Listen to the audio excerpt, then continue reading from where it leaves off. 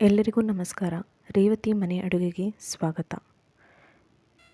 ಇವತ್ತಿನ ವಿಡಿಯೋದಲ್ಲಿ ಮನೆಯಲ್ಲೇ ತುಂಬ ಸುಲಭವಾಗಿ ರಸಂ ಪುಡಿಯನ್ನು ಹೇಗೆ ಮಾಡ್ಕೊಳ್ಳೋದು ಅಂತ ನಾನು ತಿಳಿಸ್ಕೊಡ್ತಾ ಇದ್ದೀನಿ. ನೆಗಡಿ ಜ್ವರ ಆದಾಗ ಈ ರಸಂ ಪುಡಿಯನ್ನು ಬಳಸಿ ರಸಂ ಮಾಡಿಕೊಂಡ್ರೆ ನಮ್ಮ ಆರೋಗ್ಯಕ್ಕೆ ತುಂಬಾ ಒಳ್ಳೆಯದು ಅಂತ ಹೇಳ್ತೀನಿ. ಬನ್ನಿ ಹಾಗಾದರೆ ಈ ರಸಂ ಪುಡಿಯನ್ನು ರೆಡಿ ಮಾಡೋದಕ್ಕೆ ಏನೇನು ಇಂಗ್ರೀಡಿಯೆಂಟ್ಸ್ ಬೇಕು ಅಂತ ತಿಳಿಸ್ಕೊಡ್ತೀನಿ. ಮೊದಲಿಗೆ 1 ಹಿಡಿ ಕರಿಬೇವನ್ನು ನಾನು ಇಲ್ಲಿ ವಾಶ್ ಮಾಡಿ ತೆಗೆದಿಟ್ಕೊಂಡಿದ್ದೀನಿ. 8 ರಿಂದ 10 ಒಣಮೆಣಸಿನ್ಕಾಯನ್ನು ತೊಗೊಂಡಿದ್ದೀನಿ. ಇದು 50 ಗ್ರಾಮ್ನಷ್ಟು ತೊಗರಿಬೇಳೆಯನ್ನು ತೊಗೊಂಡಿದ್ದೀನಿ. ಇದು ಬ್ಯಾಡಗೆ ಮೆಣಸಿನ್ಕಾಯಿ, ಇದು ಖಾರ ಇರೋದಿಲ್ಲ, ಕಲರ್ಗೋಸ್ಕರ ಉಪಯೋಗಿಸ್ಕೊಂಡಿದ್ದೀನಿ.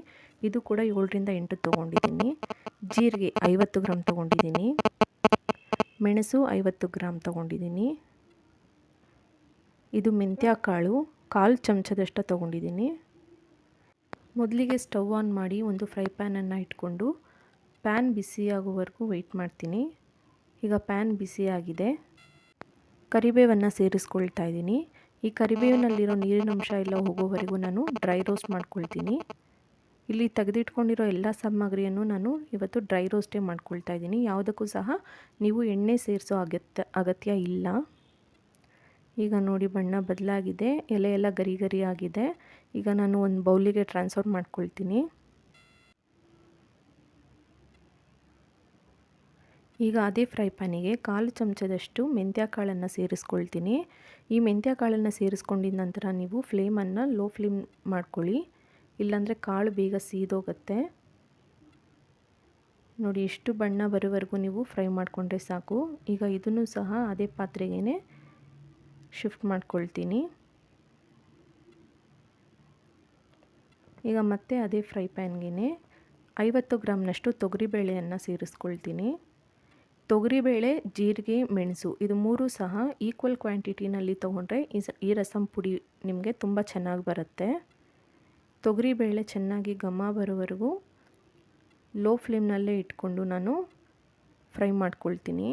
ಹೈ ಫ್ಲೇಮ್ನಲ್ಲಿ ಇಟ್ಕೊಂಡ್ರೆ ಬೇಳೆ ಬೇಗ ಸೀದೋಗುತ್ತೆ, ನಿಮಗೆ ಫ್ರೈ ಆಗೋದಿಲ್ಲ ನೀಟಾಗಿ. ಸೊ ಲೋ ಫ್ಲೇಮ್ನಲ್ಲಿ ಇಟ್ಕೊಂಡ್ರೆ ನಿಮಗೆ ನೀಟಾಗಿ ಫ್ರೈ ಆಗುತ್ತೆ.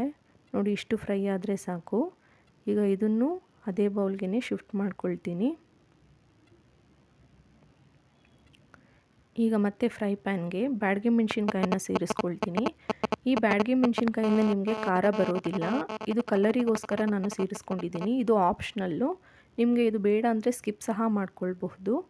ನಾನೊಂದು 7 ರಿಂದ 8 ಬ್ಯಾಡಗೆ ಮೆಣಸಿನ್ಕಾಯನ್ನು ಫ್ರೈ ಮಾಡಿಕೊಂಡು ಶಿಫ್ಟ್ ಮಾಡ್ಕೊಳ್ತಾ ಇದ್ದೀನಿ. ಈಗ ನೆಕ್ಸ್ಟು ಒಣಗಿದ ಮೆಣಸಿನ್ಕಾಯಿ, ಮಣ್ಣು ಮೆಣಸಿನ್ಕಾಯಿ ಅಂತ ಹೇಳ್ತಾರೆ ಇದಕ್ಕೆ. ಇದು ಒಂದು 15 ರಿಂದ 16 ಮೆಣಸಿನ್ಕಾಯಿಗಳನ್ನು ತೊಗೊಂಡಿದ್ದೀನಿ. ನಿಮಗೆ ಖಾರಕ್ಕೆ ತಕ್ಕಂತೆ ನೀವು ಇದನ್ನು ಹೆಚ್ಚು ಅಥವಾ ಕಡಿಮೆ ಮಾಡ್ಕೊಳ್ಳಿ. ಈಗ ಇದು ಸಹ ಫ್ರೈ ಆಗಿದೆ. ಇದನ್ನು ಅದೇ ಬೌಲ್ಗೆ ಶಿಫ್ಟ್ ಮಾಡ್ಕೊಳ್ತಾ ಇದ್ದೀನಿ. ಈಗ ನೆಕ್ಸ್ಟು ಜೀರಿಗೆಯನ್ನು ಹಾಕ್ಕೊಳ್ತೀನಿ ಪ್ಯಾನಿಗೆ. ಜೀರಿಗೆಯನ್ನು ಸಹ ಚೆನ್ನಾಗಿ ಘಮ ಬರೋವರೆಗೂ ನಾನು ಫ್ರೈ ಮಾಡ್ಕೊಳ್ತೀನಿ. ನೀವು ತುಂಬ ಹೈ ಫ್ಲೇಮ್ ಇಟ್ಕೊಳ್ಳೋಕೆ ಹೋದರೆ ಜೀರಿಗೆ ಎಲ್ಲ ಚಿಟಪಟ ಅಂತ ಸಿಡಿದು ಬೇಗ ಸೀದೋಗುತ್ತೆ. ಸೊ ಲೋ ಫ್ಲೇಮ್ನಲ್ಲೇ ಇಟ್ಕೊಂಡು ಇದನ್ನು ನೀವು ಫ್ರೈ ಮಾಡ್ಕೊಳ್ಬೇಕು.